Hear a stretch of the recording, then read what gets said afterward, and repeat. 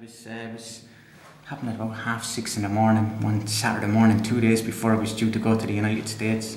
20 to 7 finish off my flying career. A gang of them arrived in the air, beating down the door.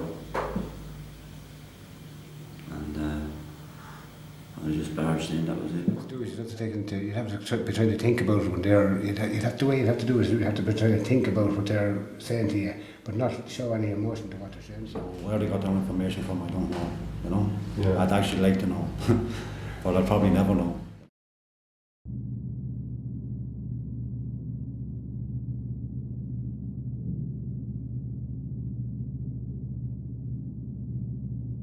My name is Liam Grogan. I'm 25 years of age and I'm doing 22 years for conspiracy to cause explosions. I was arrested in London, July 98. Where the British occupied Ireland, all of it, right? You had a struggle in the 20s for the elimination of that presence, and through a sort of a counter-revolutionary setup by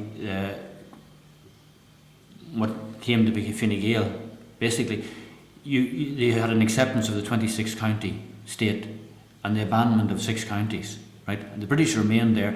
They empowered a unionist minority of the population to become an artificial majority and to do what they liked. And with the use of the B specials and the RUC, the minority population that was cordoned off along with themselves were basically suppressed.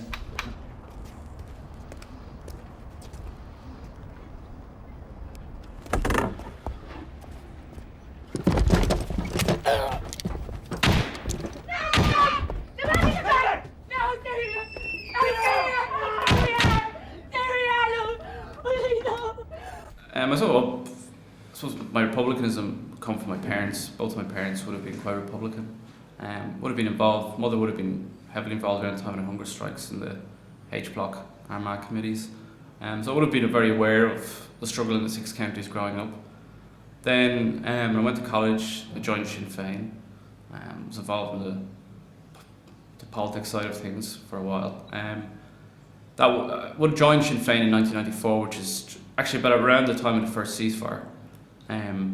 So I would have seen then that sort of develop into what was, the so-called peace process, or whatever, and saw that the road that was taking, would have disagreed with the leadership of the provisional movement at that time. The road they were taking Republicans down, just simply felt this wasn't what it had all been about. The 30 years of struggle. So then when the split came in 1997 between those who wanted to go down a certain road and then others who wanted to continue the struggle for freedom, I suppose I decided that was the road I wanted to choose too. My name is Tony O'Hare. I'm 42 years of age. I'm from Dundalk, Republic of Ireland, and I'm serving a 3.5-year term for possession of weapons. My father was a Republican, and I think it was a... So you had older brothers that were involved? Yes.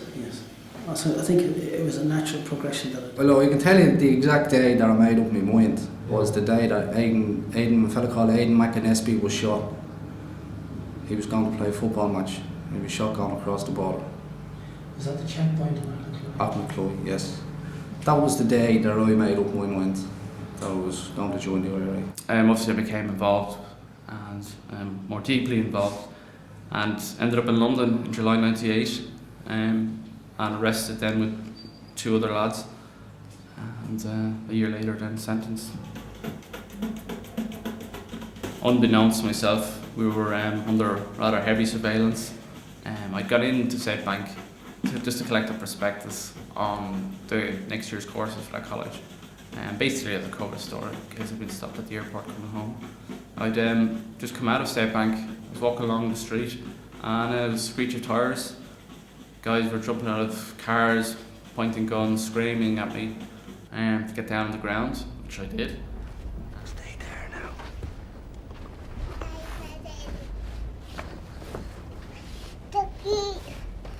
It's a doggy.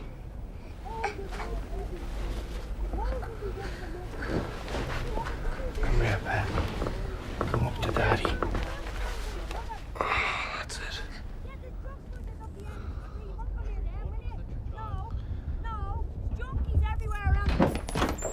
They have a warrant. Take the child. And the boys come through the door. For a minute, I didn't know what was happening, and I thought it was a dream. It was very surreal experience. You know? So I eventually realised that it wasn't a dream. And next I knew, then I was on the ground, handcuffed, with a pillowcase over my head. I think there's 200 shots fired. The civilian cars, the windows are just blown out all over the place. They just opened up like. And there was no return of fire? No, there was no return of fire. None whatsoever? No. He was hit in the chest. He's in the chest. They took him out and arrested him. Put handcuffs on him and sat him at the side of the road. Asked him his name and address. He gave them the name and address, his name and address. And I think he fell backwards then and sort of died. You know, they got that pound of flesh at the side of the road kind of thing. What do you mean? Well, I was expecting, I think I was told by my senior counsellor that I was going to get 17 years for this.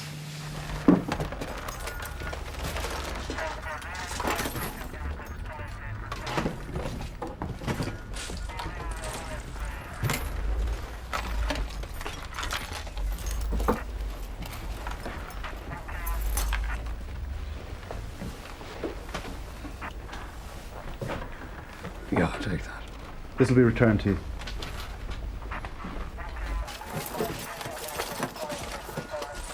Governor, what is? Sort of lied to a lot of people close to me, if you understand, which was hard, you know, to be able to do certain things for the Republican movement, which obviously you couldn't tell anybody about, and so I had to make little lies here and there to be able to do these things. When you're arrested under the Offences Against the State Act, they can hold you for up to 72 hours. The first 48 hours sort of automatically, and then they get an extension for 24 hours. She was crying whatever else, as a girlfriend would do, you know. When she And your girlfriend had no reason to expect that this would ever happen to you either? Oh no. Bringing my daughter in, who was not pleased to see me in being arrested in the first place, but didn't take it the way I thought. I was, when I heard she was there, I was delighted because I wanted to see her, but she just blew me by the way she came in, because she called me every name going. She just wasn't happy about being arrested at all. And what age is your daughter? Well, she was 17 at that time. Various men who were arrested at the time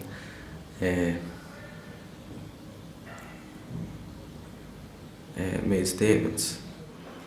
She just could not cope with it at all, about how it was going to affect not only my life, but her life and her brother's life and her mother's life. If forensics finds something to connect you to the crime, you'll do 20 years. Now, if you cooperate, you could be out in 8. 8 years for what you did. That's the crime. She'll still be a child when you get out. Or she'll be showing you her first through a visitor's hatch. I remember asking her to give me a hug, and she said, no way. She says, I don't want to touch you.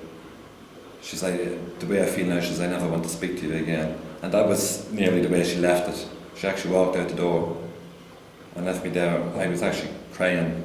Obviously these detectives or interrogation officers were talking to these people before they came to see me, you know. And when I told them what kind of time I was looking at and this is what he's going to get, in the hope of them trying to persuade me to do something else, kind of thing, as a tactic. Yeah. And